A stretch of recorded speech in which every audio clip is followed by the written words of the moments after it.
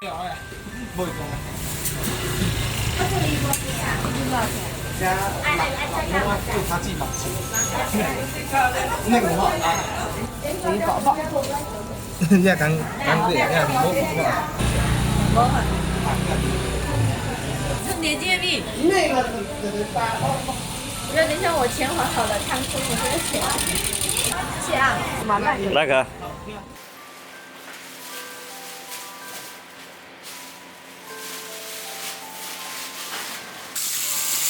酸菜先把它洗干净。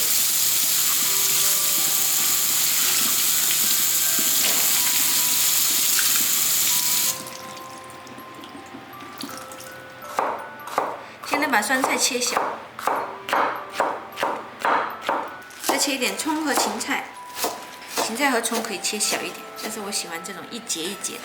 把切好的酸菜放碗里，还有芹菜、葱，加一勺盐，少许的胡椒粉，再来一点香油，再来一勺蒜头酥，再来一勺雪白的猪油，调好把它放一旁备用。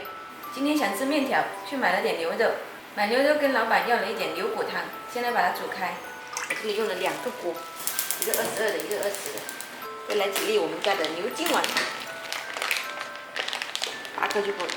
这边呢加一点清水煮面条，家里锅多就是方便，一边煮丸子一边煮面，很快就可以吃了。水开下面条，面条煮熟后把它捞出来过一下凉开水，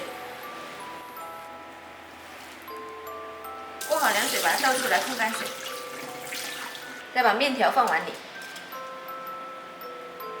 丸子也煮好了，把它捞出来放碗里，放个肉勺在里面，然后把新鲜的牛肉烫熟，烫30秒就可以了，也把它捞出来倒碗里，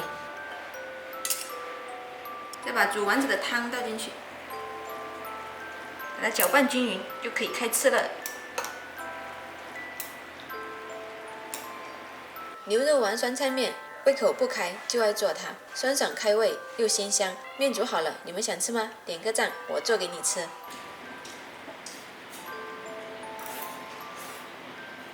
一个人吃这一碗。